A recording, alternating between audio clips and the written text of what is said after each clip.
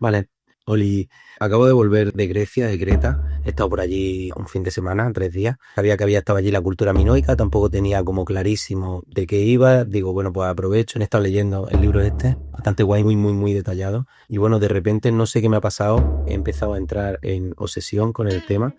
Las 2, 3 últimas noches, esto es lo que he dormido la última noche, escuchando conferencias, haciéndome apuntes con las cosas que sacaba. Y bueno, había un tema en concreto que me tiene absolutamente shock, que no supero, que no concibo que no lo supiera, y es la siguiente cosa.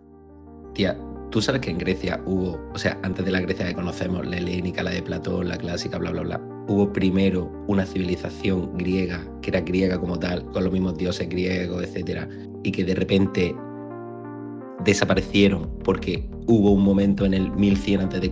en el que desaparecieron todas las putas culturas que había en el Mediterráneo, todas, con lo que estoy obsesionado ahora.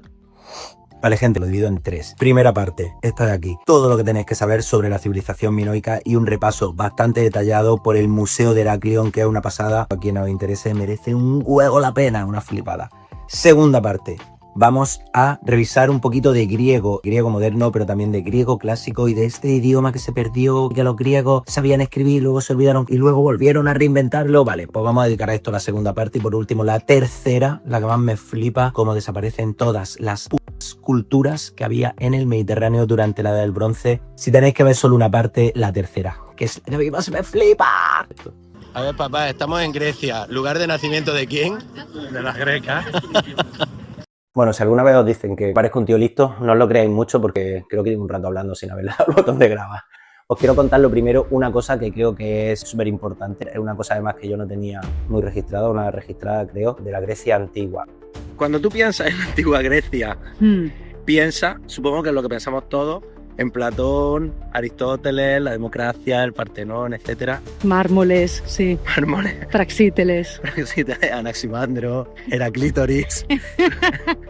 Lo que pensamos todos, ¿no? El nacimiento de la filosofía, la democracia, etcétera. Ok, esto es el periodo clásico y helénico, ¿no? Sí. Que es desde el 500 a.C. hacia adelante. Vale, tú sabes que la civilización griega venía de antes de eso. En plan, si tenemos todo lo del paso del mito al logos, es porque al menos tenemos antes una época mitológica que es la que Homero escribe sobre la guerra de Troya, etc. Homero escribe esto en el 800 a.C., ¿vale? Que es lo que se llama Edad Arcaica. Sí. Hasta ahí, sí, lo sí, sabéis, sí, vale. Sí. Yo hasta aquí estaba un poco perdido. No me acordaba, pero sí, me lo he refrescado. Vale. Pues sabes, y esto es lo que descubrí el mes pasado y me parece un puto alucine, y este es el cotilleo y me parece un puto flipe. Tú sabes que antes de esto, o sea, Homero, cuando hace la Ilíada de la Odisea, habla de la guerra de Troya y tal, habla de una época previa en la que los griegos ya tenían unas civilizaciones que puto flipas, en plan que tenían palacios, una arquitectura de la hostia, jerarquía social, religiosa. Pero no era la Atlántida, ¿no?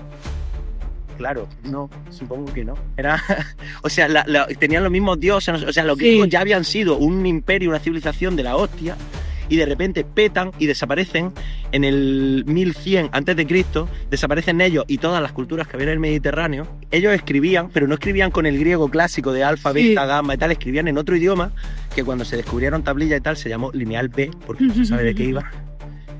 Desaparecieron, colapsaron y hay 300 años de oscuridad que se llama Edad Oscura, en la que no aparece nada escrito, no se sabe nada, no aparece nada en el Mediterráneo. 300 años en los que solo queda cultura oral, en los que recuerdan que había sido de esta gran cultura y civilización griega, etcétera, en la que hablan de las guerras de Troya, no sé qué.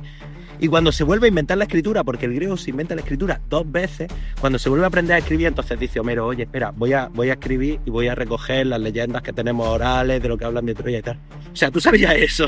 No. ¿Tú sabías que Grecia, la que conocemos, la mega clásica, no sé qué, había existido ya una civilización de la hostia y había petado? Y lo que tenemos de mitología griega, en realidad, son recuerdos de una civilización previa griega que había sido la leche. Pero pausa aquí, porque esta civilización que había sido la leche, a su vez todavía tiene una serie de mitos y leyendas y recuerdos de una civilización previa a ellos, que había ocurrido también en Grecia, que había ocurrido en la isla de Creta, que es la civilización minoica, que es absolutamente brutal y que es de la que vamos a hablar de hecho en este vídeo, y que es súper interesante Por ejemplo, los micénicos hablan de que Zeus había nacido en la isla de Creta, o sea, venía de una civilización previa, anterior, de la que tenemos también una serie de mitos. Os sonará alguno, el mito del Minotauro, del rey Minos, es el mito sobre un rey en una civilización previa, la minoica, a esta que había sido la micénica, que a su vez había sido la civilización previa sobre la que será la helénica y la clásica, que es lo que yo me creía que había sido Grecia, o sea que... No sabía esto. O sea, no lo sabías de verdad. Que no. Pues yo lo he descubierto el mes pasado y estoy flipando y me parece la puta leche. O sea, y es la época que había habido en la edad del bronce. ¿A que nunca sabes suficiente sobre la edad del bronce? ¿Todo junto o por separado? Vale, ¿qué tenemos hasta ahora? Tenemos una serie de leyendas que nos hablan de unas civilizaciones previas, pero de las que no se tenía muy claro si pertenecían solo al ámbito del mito y la leyenda o si habían existido realmente. ¿Qué ocurre en el siglo XIX? Pues que hay un alemán que se llama Schliemann, que de niño se había obsesionado con la idea de la Odisea, que se le mete en la cabeza la idea de que aquello tenía que ser real, que cuando es ya un hombre hace bastante dinero y lo que hace es dejarlo todo e irse a Grecia, pone un anuncio en el periódico, busco esposa griega que me ayude a encontrar Troya, tal, y que en base a información propia de la idea de la Odisea, pues él hace sus cábalas contando que por aquí cuentan que estaba el mar, que caminaron no sé cuánto, Troya debe estar por aquí, va, busca, excava como se hacía en el siglo XIX, creo que ponía dinamita, y encuentra efectivamente Troya. ¿Qué pasa con esto? Que empieza a verse que probablemente muchos de los mitos y leyendas que había tienen más base real de la que creíamos. ¿Qué ocurre? Bueno, pues que tenemos luego, tirando de este hilo, pues un académico en el siglo XX, Sir Arthur Evans, un académico inglés, El arqueólogo que encontró y desenterró la civilización minoica. que más o menos desde el mismo tipo de reflexión, pues dice que si había un mito aún previo sobre otra civilización, el mito del rey Minos y del Minotauro, pues que probablemente había algo también más de real que de propio mito. Se va a Creta, comienza a excavar. Él iba por aquí por Creta, arando con los mulos, y se coló con una piedra minoica. Y encuentra, alucina, el puto laberinto del Minotauro. El laberinto del Minotauro, que existió realmente algo así, y descubre toda la civilización minoica. Bueno, pues aquí es donde vivía el rey Minos, que vaya palacete tenía el pavo. Tenemos que imaginarnos unas construcciones en las que, bueno, había un palacio en el centro y al que se le fueron agregando. No eran aquí muy de hacer planos y ponerlo todo simétrico y bonito, sino que iban construyéndolo un poco según las necesidades. Y fueron agregando dependencias palaciegas, habitaciones, hasta que esto fue un entramado que flipas de grande. Y eso sí, también con las casas de la gente que vivía alrededor, etc. Entonces era un complejo súper laberíntico. Tenemos que imaginárnoslo como totalmente intrincado, lleno de diferentes alturas, casas, habitaciones, etc. Esto sería la Plaza Pueblo. Aquí ponían el mercadillo, ¿sabes? Un par de detalles un poco curiosos respecto a cómo son otras civilizaciones es que no construyeron, por ejemplo, murallas alrededor y tampoco están colocados especialmente sobre ninguna colina. El tema defensivo lo hacían un poco raro. Entonces tenemos al Arthur Evans que quiero decir, o sea, en principio lo queremos. Hizo una cosa que no hacen mucho los ingleses o los arqueólogos ingleses, que es dejar el sitio aquello que se encuentran. ¿Dónde vas, hija? Lo cual guay, pero bueno, es cierto que también hizo un poco lo que le salió del Cipoter. Por ejemplo, tenemos este tipo de reconstrucciones con estas columnas tan características. Claro, originariamente eran de madera, no quedan. El tipo las reconstruyó, las pintó de este color rojo. Hay un montón de frescos cuyas reconstrucciones también se sacó un poco del mangote. Incluso muchas reconstrucciones de las que hizo, está un poco complicado distinguir qué parte es reconstrucción de qué parte era original, lo cual es una praxis un poco cuestionable, pero bueno, principios del siglo XX, mucho es que no se llevara las piedras para hacerse su casa.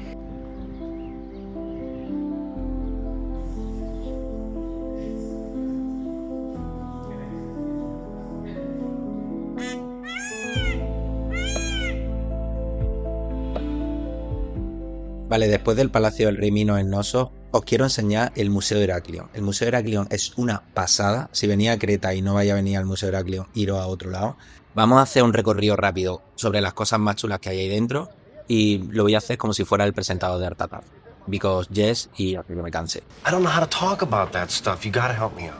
Hola, artemaníacos. Bienvenidos al Museo de Heraclión. Lo primero que tenéis que saber es que la civilización minoica se divide en 4 periodos, y que en el recorrido por este museo vamos a poder ver cómo va naciendo la cultura y va volviéndose tochísima, pero vamos a ver también cómo después va decayendo hasta desaparecer. En el primer periodo, el prepalacial, tenemos objetos más simples, como vasijas de arcilla con dibujos sencillos, etc. En el segundo periodo, el protopalacial, empieza a configurarse toda la administración. Aquí tenemos un montón de sellos que nos dan un montón de detalles sobre cómo era la vida de este pueblo. Después tenemos el periodo neopalacial, probablemente el más conocido, que es flipante elefante, y que es donde tenemos todo el boom artístico y cultural. Por último, tenemos un cuarto periodo postpalacial, donde podemos ver cómo la cultura va sucumbiendo. Están habiendo terremotos e invasiones, y acabarán desapareciendo. Twitter de Elon Musk. Una cosa que va a ser una constante en este Museo de Heracleón es la representación de figuras femeninas. Esta que acabamos de ver es neolítica y las que estamos viendo ahora, bueno, en realidad no son minoicas, son cicládicas, vienen de las Cícladas, de las islas que hay por arriba. Y bueno, no se tiene muy claro tampoco qué uso tenían, si funerarios, si podrían ser juguetes o no, porque se han encontrado tanto en tumbas como en casas, chulísimas. Ya os digo que representaciones femeninas vamos a encontrar un montón a lo largo de todo el museo. Y tenemos una casa del siglo 9 o 10 antes de Cristo. Como podéis ver, es gente muy pequeñita porque acabáis aquí. Uno de los objetos icónicos minoicos que tenéis que buscar en este museo es este colgante de abejas que se encontró junto al Palacio de Malia. Si os gusta, podéis encontrar reproducciones en las tiendas que hay junto al museo. Vamos a pasar al periodo neopalacial, que es el más floreciente y bueno, la verdad es que es lo que hemos venido a este museo.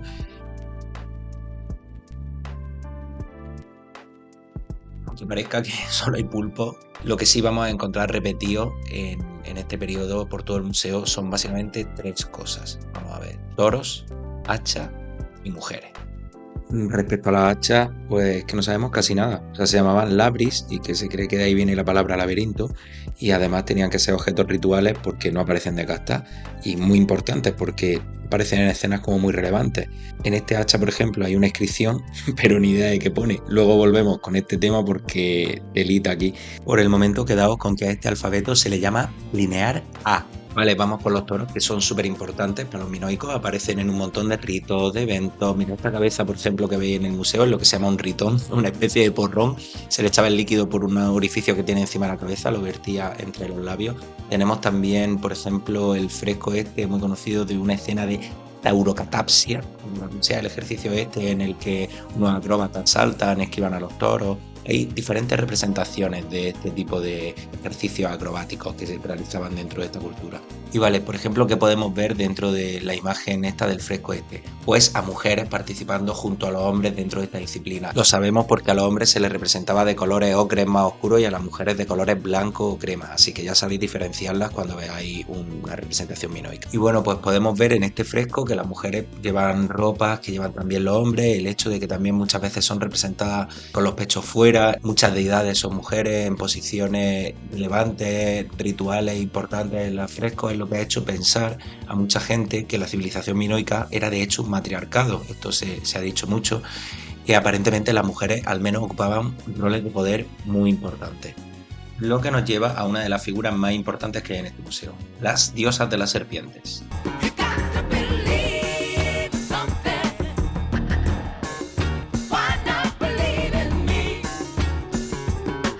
Y bueno, la verdad es que no sabemos mucho o casi nada de sus cultos, su religión, etcétera. Lo que sí que parece claro es que, bueno, pues muchas deidades eran mujeres, muchas sacerdotisas eran mujeres, aparecen muchas veces también representadas con estas serpientes. El tema de las serpientes parece que simbólicamente antes del cristianismo pues estaba muy relacionado con el hogar, así que probablemente estaban relacionadas con el hogar, con fertilidad, pero ya os digo que no se sabe mucho. Sabemos también que, bueno, los griegos decían que en Creta habían nacido muchos de sus dioses propios. Por ejemplo, Zeus había nacido en una cueva de Creta, que en teoría está por ahí la cueva, se puede visitar. Cuando yo fui estaba cerrada, pero bueno, una de las 3000 cuevas que hay en Creta debe ser en la que nació Zeus. Hay también interpretaciones que dicen que Hera, la esposa de Zeus, fue una reinterpretación de algunas de estas deidades femeninas minoicas. También los griegos hablaban de que otras deidades como las Gracias, las Nereidas habían nacido también en Creta. O sea que probablemente lo que podamos deducir un poco es que estas deidades que tenían quizás se hubieran reconvertido, integrado dentro de las tradiciones griegas, pero no podemos saber mucho más de ellas.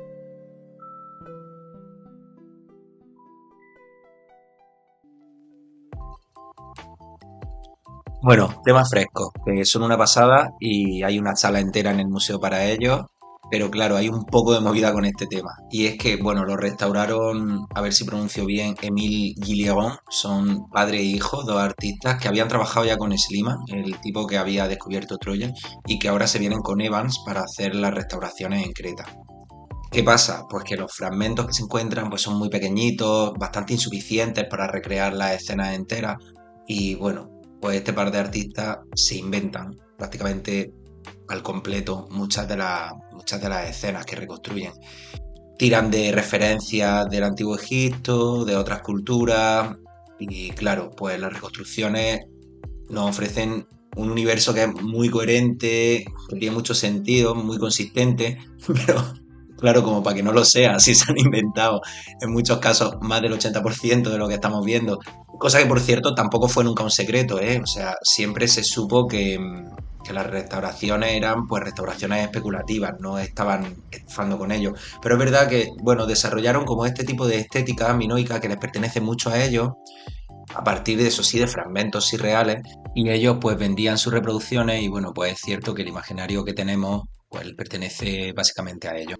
Esto se nota mucho, por ejemplo, cuando se han ido descubriendo algunos fragmentos más y se han hecho nuevas reconstrucciones de piezas. Tenemos, por ejemplo, el fresco este muy famoso del Príncipe de los Lirios, un tipo con un penacho muy grande de plumas en la cabeza, donde parece que no era uno, ni había ningún príncipe con gran penacho, sino que, bueno, eran probablemente distintas figuras, distintas personas las que estaban ahí, o el fresco de los recolectores de algodón que están pintados de color azul y bueno, pues que padre e hijo, con buena mentalidad colonial, pues supusieron que serían esclavos negros y así lo representaron, pero que más tarde, cuando se han ido encontrando otros fragmentos, pues se ha visto que de hecho eran monos y que este color azul pues se utilizaba para representar pues probablemente algún tipo de babuino o así que trajeran como figura exótica.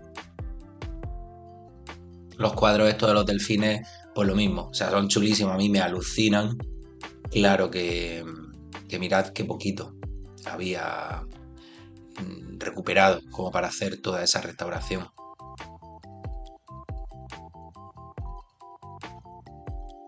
Así que bueno, que aunque mucho de lo que vemos de la cultura minoica hoy en día, pues no tengamos mucha certeza de que fuera exactamente así y hay mucha especulación. También hay mucho trabajo detrás, ¿eh? Sí que hay muchas cosas también que sí sabemos de ellos, pero sobre todo a nivel del imaginario este gráfico, aunque no tengamos mucha certeza, bueno, espero que al menos con esta pequeña visita que os he hecho por el museo, hayáis podido al menos aprender un par de cosas, que ahora podáis, pues no sé, ser capaces de identificar algunos elementos rituales, las hachas, diferenciar cuando son figuras masculinas, femeninas, y bueno, pues que si algún momento pasáis por este museo, vais con alguien, pues podáis disfrutarlo, entenderlo, no sé, o imaginarlo un poquito mejor después de haber visto este museo.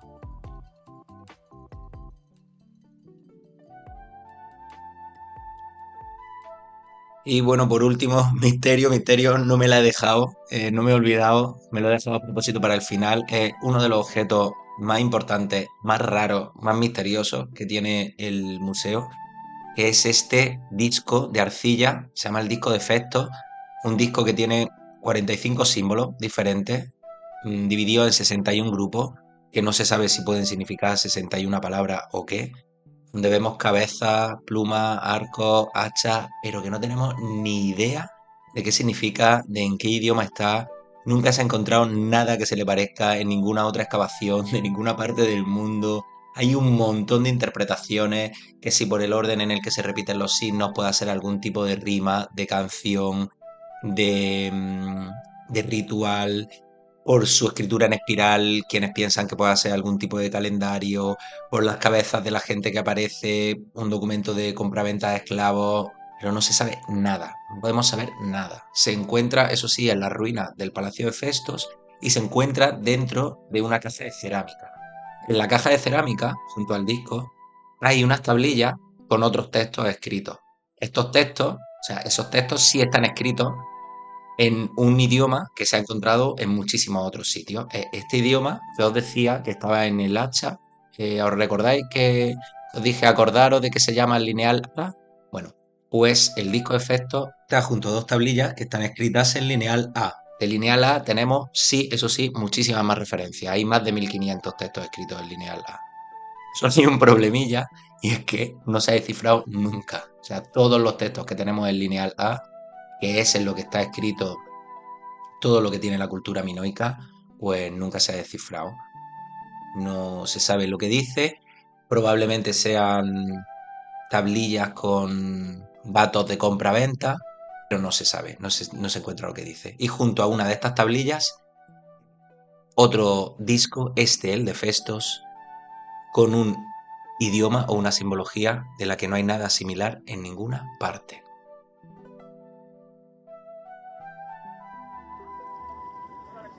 En respecto al disco de Festos, por cierto, hay gente que dice que pudiera ser una falsificación. Claro, esos símbolos no se han visto en otros sitios. Pudiera ser que tengamos símbolos similares en textos sumerios, pero claro, no se puede comprobar y no se puede acceder a ellos porque están bajo secreto de Sumerio. Bueno, y hasta aquí la primera parte sobre civilización minoica y museo de Heraclión. Si quieres saber un poquito más, en el segundo vídeo vamos a hablar de la lengua griega y de cómo se han desarrollado lineal A y lineal B. Si te ha gustado, dale a like, comenta y suscríbete a mi OnlyFans.